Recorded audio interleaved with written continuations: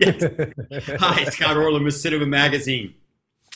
If you remember last year, The Haunting of Hill House, well, you're about to be in for a treat. There is not necessarily a sequel, but a continuation of some of these interesting stories on the Haunting of Bly Manor. And with us is our special guest, Oliver Jackson-Cohen, who obviously was in both of these.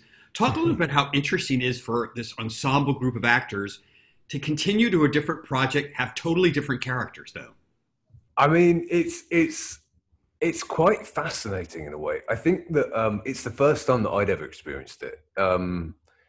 But there's something, I was doing an interview just earlier, and I was asked about it, and I said, you know what? It's actually so nice because I'm away at the moment, about to start shooting something, and you always have, as an actor, you always have that thing that you think, oh shit, I actually have to do this job now, and they might fire me, and I might not be right. But it's nice going into, the Haunting of Bly Manor with people that you already trust, and there's already a rapport there, and you really love working with. So it was an incredible experience to get some of these casts back together, and Victoria and I, who we played twins on the first season, we said immediately, even when we were filming Hill House, we have to do something, we have to find something to do together. And so we were very, very lucky that Mike asked us to both come back. Both of these projects deal with the supernatural, or with things that are not part of our known world.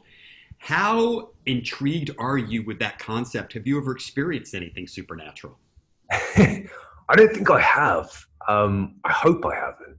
I think I've always had sort of a weird relationship with it. I think it's such a fascinating thing. A little bit the concept of the devil, that there's this thing that if we're not good, something bad will happen to us. And I think as a kid, I used to really struggle with the idea of ghosts, and because there's something with the supernatural, there's no control. You have a zero control, and so it's such an interesting concept.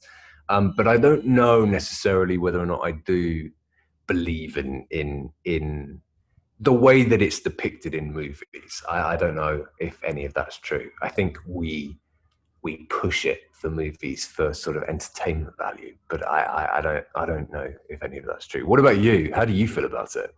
I had one little experience once, and so I just tend to I leave open the possibility of potential.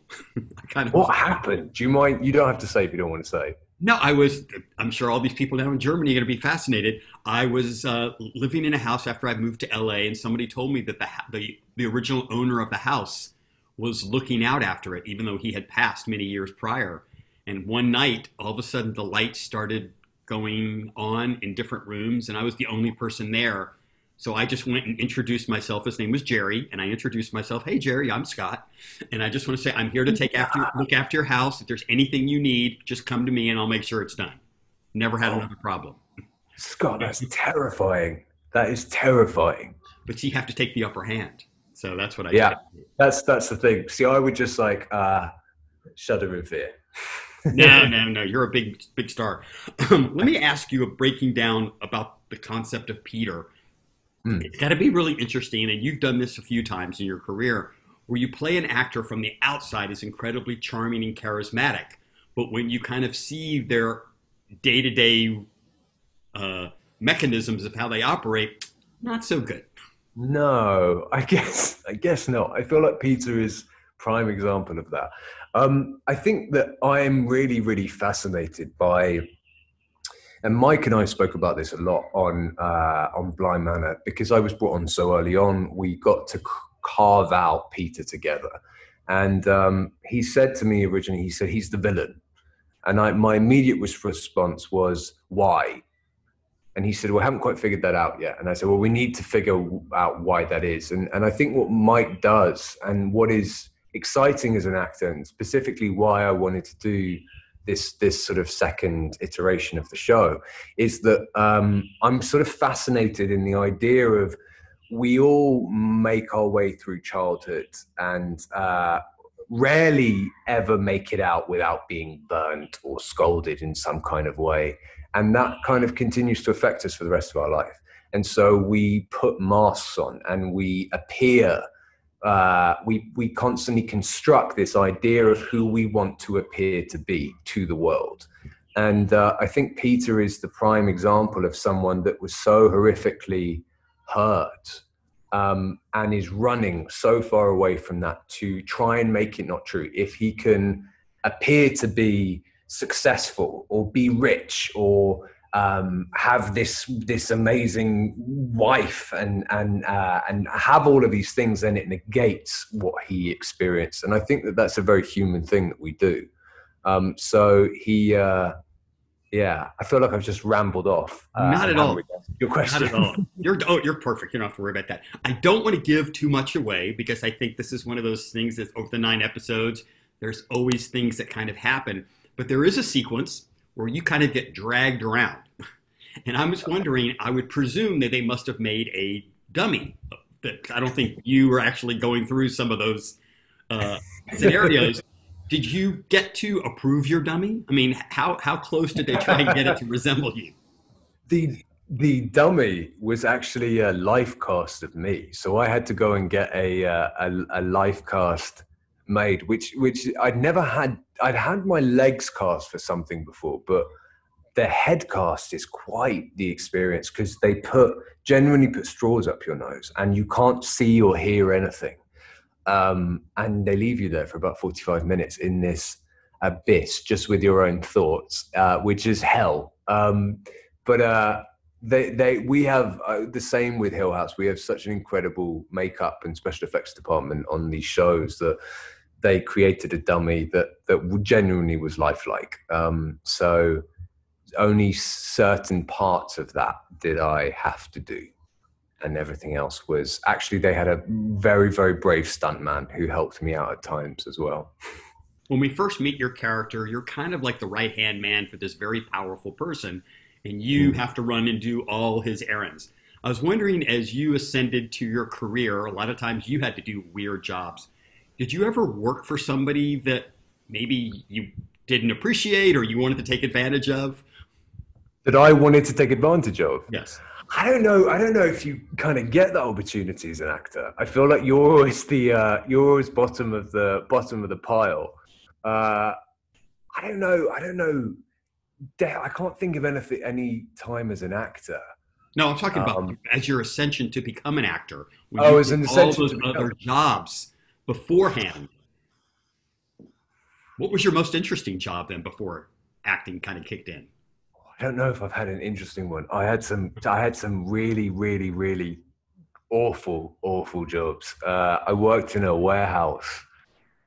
For about a year, and my job was to clean vases. It was a company that worked with a florist that would cater to events and parties. And so, when you go to like a fancy event and there's like a bouquet of flowers, my job was to clean all the vases that came back from the events. So I did that for about a year. That was hell. And I don't know how I could have taken advantage of anyone there because I don't know what I would have got from it. But I've done some very, very, very, very tricky jobs. But fortunately, at the moment, I get to just do this job. Part of this job is using your imagination. And as we see in the show, especially through the eyes of these 2 young kids, how important imagination is to a little kid, how it kind of fuels them. It also allows them to describe some of their anxiety, their fears. They can parlay it into something different. Taking you back just a few years to when you were just a little kid, how active was your imagination? Oh, hugely. I think that's what's so incredible about kids, and what's also, working with kids, the kids that we have on the show. I just find it fascinating. Like whenever I have to play a dad in anything, I just want to talk to the kids because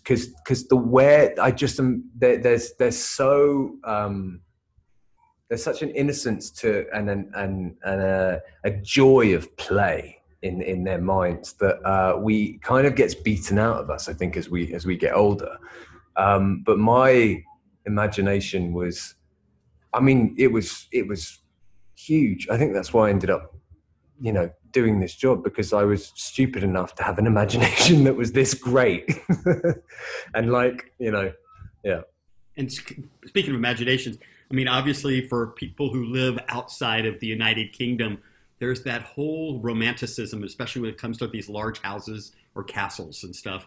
And it looks like you actually filmed it a pretty impressive location. So I was just wondering, how real was all that, or was that just part of the facade of making a show? Do you know what? The actual Bly Manor house was all done in post. What we had is they bought fundamentally what was a swamp, filled it in with earth, planted a couple of trees, and then got shipping containers. And so the whole frontage of the house were, I'd say about 20 shipping containers, all just covered in a green screen. And the entrance, the front door to the house was built, and that was it. So there is no Bly Manor. It was all built in post. And then the inside of the house, we shot it in Vancouver, and because we were quite late arriving in Vancouver, there wasn't a huge amount of studio space available. So we occupied three or four different studios. And so the downstairs to Bly Manor was built in one studio. And the minute you walked up the stairs, you had to then leave that studio, drive 20 minutes, and go to an entirely separate studio. So it was, there was nothing.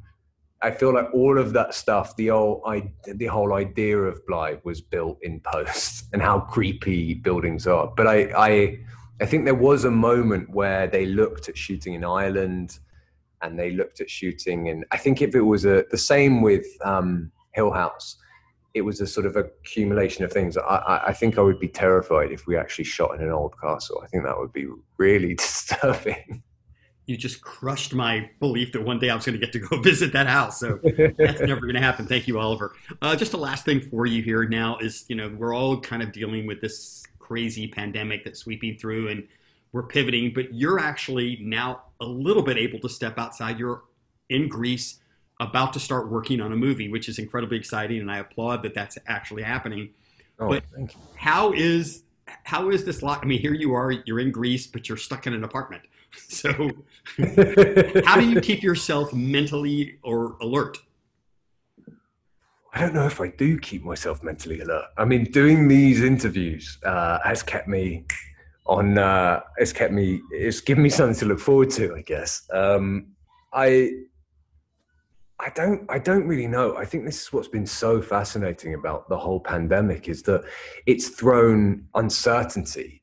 It's made uncertainty so front and center that, in a way, I think we have to develop routine in a way that isn't offered to us by just daily life. And so here I'm sort of waking up and reluctantly doing some form of exercise, because I know that it is the only thing. If I don't do it, I won't sleep that night. And reading and speaking to friends and doing interviews, and that's what seems to. I look out of the window here and do an awful lot of daydreaming of wondering what it's going to be like when I'm allowed out, or when all of this is over.